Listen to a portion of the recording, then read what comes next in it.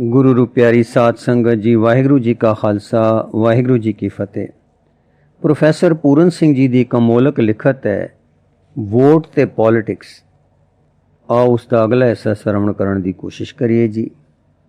लड़ी नूं जोड़न लई पिछले भाग दियां कुछ सतरां दोबारा पढ़ियां जा रही हैं, पर हर एक आदमी अशोक वर्गा लायक होवे, होर नहीं ते अपनी वोट देण विच बस एक वोट दी ही हद तक अशोक वर्गा होवे तद वो ठीक चोण कर सके।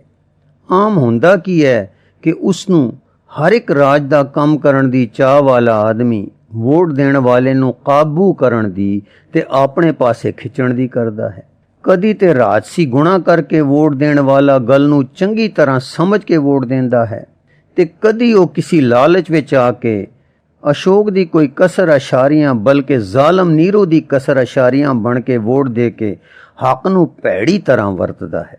सो चंगे राजसी काम करन दी योग्यता ते लियाकत वाले लायक पुरुषां तीवियां दी थां भैड़े आदमी पार्लीमेंट विच भेज देंदा है। सो मुड़ गल उत्थे दी उत्थे रही। आदमी दे बनाए सिलसिले मुल्की बनतरां बनाउण उपर गल नहीं मुकदी, मुड़ बंदियां दे चंगे होण ते चंगी चोण उत्ते ही गल रहिंदी है।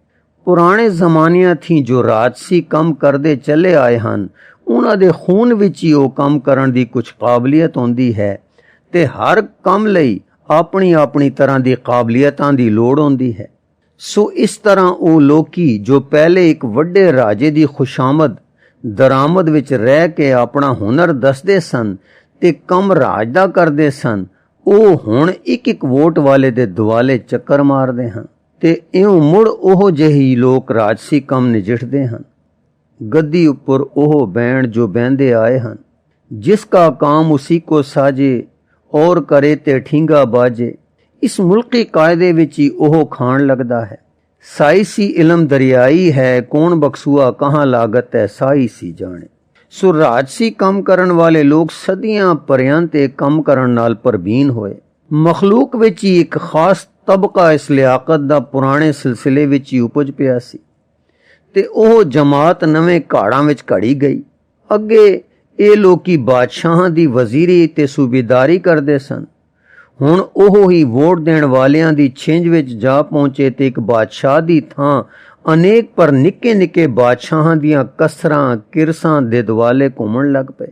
कौंसल विच गए बंदियां उपर कुछ भै पै गया, जे माड़े निकले मखलूक खुशी ना रही तद असी तख्तों उतारे जावांगे। एक तख्त ते अनेक टुकड़े होए ते एक म्यूनसिपल कमेटी दा मैंबर ते प्रधान भी अपनी विच दी हद विच एक बादशाह हो गया। नाम तक कर्मचारी दा ही मिलिया, पर उसदा दिमाग ते उसदी वरतो अपनीयत दी हद विच एक बादशाह दी वरतो हो गई।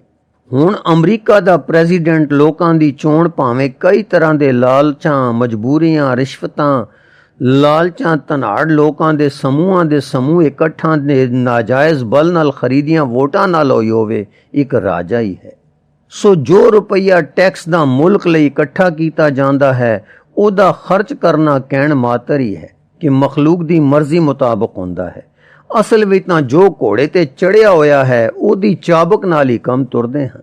अगे एक भला पुरुष कोई होंदा सी ते वो अपने रोब नाल चोण कर लैंदा सी ते हुण कई भले पुरुष होंदे हैं जिहड़े अपनी चोण मखलूक पासों अपनी मर्जी दी करा के राज करदे हैं। गल ओथे दी ओथे ही, पर एक तरह दा रूप अंतर हो चुका है कि लोकां नूं अपने बल दा कुछ मध्यम जिहा ज्ञान हो गया। समय पा के मखलूक अपनियां जिम्मेवारियां समझ के इन्हां पुराणियां आदतां वाले मुल्की कर्मचारियां नूं सोध लैणगे। सो जे गल सदियां बाद हाले यूरोप विच अद्धी पक्की है, वो साडे इस अभागे मुल्क विच भी जरूरत पई। साडा राजपाठ च रोकना खुस गया।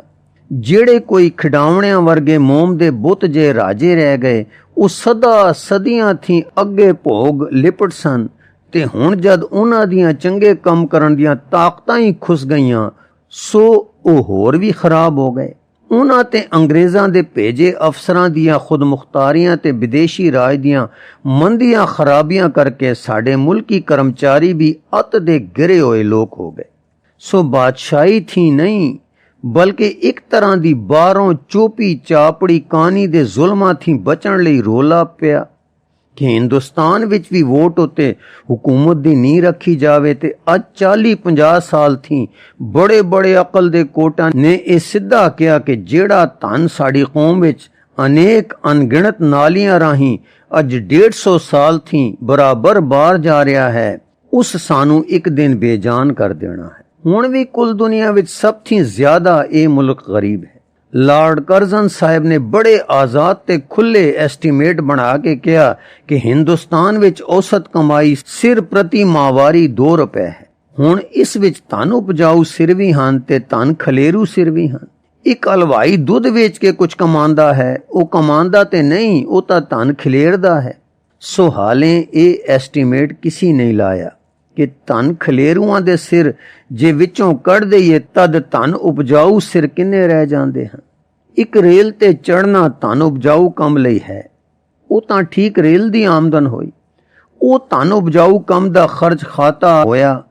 इस तरह असबाब वेचण लई लद के एक थां थी दूजे थां ले जाण वाला भी धन उपजाऊ कम विच मजूरी दा हिस्सा होया।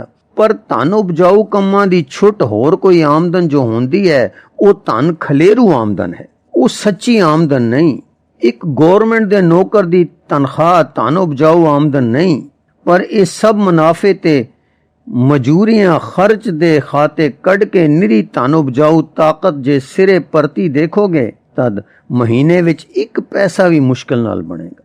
सो जिस मुल्क विच धन उपजाऊ दी ताकत इन्नी घट हो गई होवे, उस पासों ये उम्मीद करनी कि वह कदी आजाद अपनियां बाहां दे बल हो सकता है, निरा अकली पागलपन है।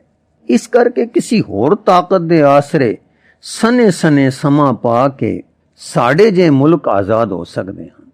ये असूल मन के अगे वधण दी करनी चाहिए है। रूस ने यह कीता, सानू भी उन्हां दे पूर्वियां उपर चलना चाहिए है। ये सब गल्लां कूड़ियां हन। सो राजियां दे विगड़ जाण करके ते रोटी कमाणी कठन हो जाण करके गरीब दा धन होर महंगा हो जाण करके ओह यूरोप वाली वोट साढ़े तक अपड़ पई है। ते हर एक आदमी इस वोट दे देण विच जे अपनी जिम्मेवारी महसूस करके अपनी ताकत वरतेगा, वो मुल्क दी ते अपनी सेवा करेगा। पर जेड़ा रिश्वत किसी शक्ल विच लैके रोब लालच भै विच लिहाज विच आके वोट देवेगा, वो अपने मुल्क दी गुलामी दी ते मुसीबत ते भुख दियां जंजीरां होर कड़ियां करेगा। इस वास्ते हुण पुराने जमानियां वांग एक बादशाह उपर डोरी सुट के मुल्की मामलियां उपर अणगहली करके सह जाण दा वेला नहीं। हुण तां एक वोट दी हद तक हर एक बादशाह है ते उस अपनी बादशाही करन दी लियाकत दसनी है। सो अपने दुख सुख दे असी आप जिम्मेवार होना है। जरूरी ये है कि साडे विद्या प्रवीणता कीती जावे। लैक्चरां ते अखबारां ते शख्सी मेल जोड़ां द्वारा ये खबर प्रकाशनी जरूरी हो गई है कि केड़े ते किस तरह दे कर्मचारी चुनने चाहिए ते वो कौन हन, किथे किथे हन। धन वाले जिहड़े बहुत रुपए खर्च करके कौंसलां विच जा सकण, वो चंगे भी हो सकते हैं, पर अमूमन माड़े ते नलायक होंदे हैं, क्योंकि उन्हां कदी दुख तकिया ही नहीं होंदा। गरीब मेहनत करते हैं ते उन्हां विचों कोई चंगा निकल पैंदा है, पर वो आम करके छछोरे ते निके पानियां विच रह रह कंगले जे होंदे हैं। अमीर फिर भी कुछ आम करके गंभीर होंदे हैं। सो इस तरह दे गुण अवगुण सब विच होंदे हैं। पर जिस तरह घोड़ दौड़ विच जूआ खेडण वाले बड़ी गौ नाल हर एक घोड़े दी नस्ल सुभाਅ आदि सब दे जाणू होंदे हन, हू बहू इसी तरह हर एक वोट देण वाले नूं आपदे मुल्की कमां दी घोड़ दौड़ विच जिन्हां पशुआं नूं दौड़ाना है, उन्हां दा हसब नसब दा पूरा चिट्ठा दिमाग विच रखना जरूरी है। ये याद रहे कि जेड़ा पूरा इंसान होवे वो हुकूमत कर ही नहीं सकदा जद तक खुदगर्जी ते होर पशुआं वाले सुभाਅ साडे विच हन। जद तक हर एक निरा देवता नहीं हो जाता, तद तक मुल्की मामलियां विच चंगे नीति प्रवीण लोकां दी लोड़ है। जिवें वड्डे गृहस्थ दे इंतजाम करन लई तकड़े पशुआं दी लोड़ है, ते मैं ये समझदा हां कि राजे या राजियां दे अनेक रूप अंतर एक तरह दे खास सिक्ख्या पाए होए ਸਿੰਘਾਂ वाले पशु हैं, ਜਿਹੜੇ अपने ਸਿੰਘ मामलियां दे ढिड्डां विच मार-मार मामले नजिठदे हैं। और उन्हां विच पशुपुणा होना जरूरी है, चालाकी है, आदि भी गुण हैं, गतकाबाजी है, ਸੋ ਬਿਨਾਂ ਇਸ ਤਰ੍ਹਾਂ ਦੀ ਗਹਿਰੀ ਦੁਨੀਆਦਾਰੀ ਜਿਹਨੂੰ ਨੀਤੀ ਕਹਿੰਦੇ ਹਨ, ਰਾਜਕਾਜ ਨਹੀਂ ਸਾਂਭੇ ਜਾ ਸਕਦੇ। ਤੇ ਜੇ ਚੰਗੀ ਨਸਲ ਦੇ ਕੰਮ ਕਰਨ ਵਾਲੇ ਪਸ਼ੂ ਹੋਣ ਤਾਂ ਉਹ ਇਹ ਮੁਲਕ ਦੇ ਕੰਮ ਚੰਗੀ ਤਰ੍ਹਾਂ ਨਜਿੱਠ ਲੈਣਗੇ। ਪਰ ਇਹ ਕਹਿਣਾ, ਜਿਸ ਤਰ੍ਹਾਂ ਮਹਾਤਮਾ ਗਾਂਧੀ ਨੇ ਕਿਹਾ ਸੀ ਕਿ ਜੇ ਈਸਾ ਨੇ ਮੁਲਕੀ ਮਾਮਲਿਆਂ ਵਿੱਚ ਦਖਲ ਨਹੀਂ ਦਿੱਤਾ ਤਾਂ ਉਸ ਅੰਸ਼ ਵਿੱਚ ਉਹਨਾਂ ਹੀ ਘੱਟ ਮਹਾਤਮਾ ਸੀ। ਅਰਥਾਤ ਜਿਹੜਾ ਕੰਮ ਮੈਂ ਮਹਾਤਮਾ ਗਾਂਧੀ ਕਰ ਰਿਹਾ ਹਾਂ, ਜੇ ਉਹ ਜਿਹਾ ਕੰਮ ਪੈਗੰਬਰਾਂ ਨਹੀਂ ਕੀਤਾ ਤੇ ਉਸ ਹੱਦ ਤੱਕ ਪੈਗੰਬਰ ਹੀ ਨਹੀਂ ਸਨ। ਇਹ ਕਹਿਣਾ ਇਸ ਤੁਲਿਆ ਹੀ ਹੈ ਕਿ ਜਿਹੜਾ ਘਰ ਵਾਲਾ ਝੋਲੀ ਵਿੱਚ ਆਟਾ ਪਾ ਕੇ ਆਪਣੇ ਬਾਲ ਬੱਚੇ ਨੂੰ ਲਿਆ ਕੇ ਨਹੀਂ ਦਿੰਦਾ, ਉਹ ਪਸ਼ੂ ਹੈ, ਬੰਦਾ ਹੀ ਨਹੀਂ। ਸੋ ਇਹ ਕਥਨ ਮਹਾਤਮਾ ਗਾਂਧੀ ਦਾ ਸੱਚ ਨਹੀਂ। ਉੱਚੀ ਸ਼੍ਰੇਣੀ ਦੇ ਲੋਕ ਇੰਨੀ ਪਸ਼ੂ ਬਿਰਤੀ ਆਪਣੇ ਵਿੱਚ ਇਕੱਤਰ ਹੀ ਨਹੀਂ ਕਰ ਸਕਦੇ ਕਿ ਉਹ ਮੁਲਕੀ ਤੇ ਮਜ਼ਹਬੀ ਮਾਮਲਿਆਂ ਦੀ ਅਗਵਾਈ ਕਰਨ। ਉਹ ਤਾਂ ਕਿਸੇ ਹੋਰ ਤਬਕੇ ਵਿੱਚ ਪਰਉਪਕਾਰ ਕਰਨ ਵਾਲੇ ਹੁੰਦੇ ਹਨ। ਉਹਨਾਂ ਦਾ ਕੰਮ ਘਰ ਆਟਾ ਦਾਲ ਘਿਓ ਪਹੁੰਚਾਉਣ ਦਾ ਨਹੀਂ ਹੁੰਦਾ। ਹੋਰ ਇਹ ਮੁਲਕ ਦੇ ਮਾਮਲੇ ਬਸ ਘਰ ਦੀਆਂ ਲੂਣ ਹਲਦੀ ਲੱਕੜੀਆਂ ਤੇ ਇਹੋ ਘਰ ਦੀਆਂ ਫਕੜੀਆਂ ਵਰਗੇ ਹਨ। ਸੋ ਜਦ ਤੱਕ ਸਾਰੇ ਦੇਵਤੇ ਨਹੀਂ ਹੋ ਜਾਂਦੇ, ਹਕੂਮਤਾਂ ਪਸ਼ੂਆਂ ਦੀਆਂ ਰਹਿਣਗੀਆਂ ਤੇ ਬੜੀ ਮੱਧਮ ਚਾਲ ਨਾਲ ਕਦੀ ਸਮਾਂ ਪਾ ਕੇ ਦੁਨੀਆ ਦੇ ਰੁਖ ਬਦਲਣਗੇ। ਤੇ ਜਦ ਸਾਰੇ ਦੇਵਤੇ ਹੋ ਜਾਣਗੇ ਤਦ ਈਸਾ ਵਰਗੇ ਬੰਦੇ ਰਾਜੇ ਮੁੜ ਸੱਚੇ ਰਾਜੇ ਹੋਣਗੇ, ਜਿਹੜੇ ਰੂਹਾਂ ਨੂੰ ਠੰਡਾ ਪਾਣਗੇ। ਸੱਚ ਦਾ ਰਾਜ ਹੋਵੇਗਾ।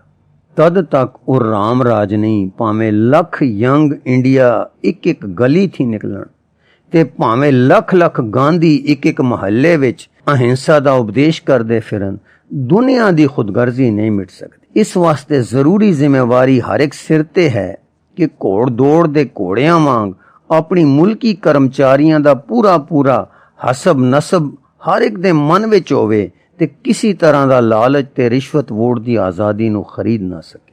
ਫਿਰ ਦੁਹਰਾ ਦਈਏ, ਇਸ ਵਾਸਤੇ ਜ਼ਰੂਰੀ ਜ਼ਿੰਮੇਵਾਰੀ ਹਰ ਇੱਕ ਸਿਰ ਤੇ ਹੈ ਕਿ ਘੋੜ ਦੌੜ ਤੇ ਘੋੜਿਆਂ ਵਾਂਗ ਆਪਣੇ ਮੁਲਕੀ ਕਰਮਚਾਰੀਆਂ ਦਾ ਪੂਰਾ ਹਸਬ ਨਸਬ ਹਰ ਇੱਕ ਦੇ ਮਨ ਵਿੱਚ ਹੋਵੇ ਤੇ ਕਿਸੇ ਤਰ੍ਹਾਂ ਦਾ ਲਾਲਚ ਤੇ ਰਿਸ਼ਵਤ ਵੋਟ ਦੀ ਆਜ਼ਾਦੀ ਨੂੰ ਖਰੀਦ ਨਾ ਸਕੇ। ਵਾਹਿਗੁਰੂ ਜੀ ਕਾ ਖਾਲਸਾ, ਵਾਹਿਗੁਰੂ ਜੀ ਕੀ ਫਤਿਹ।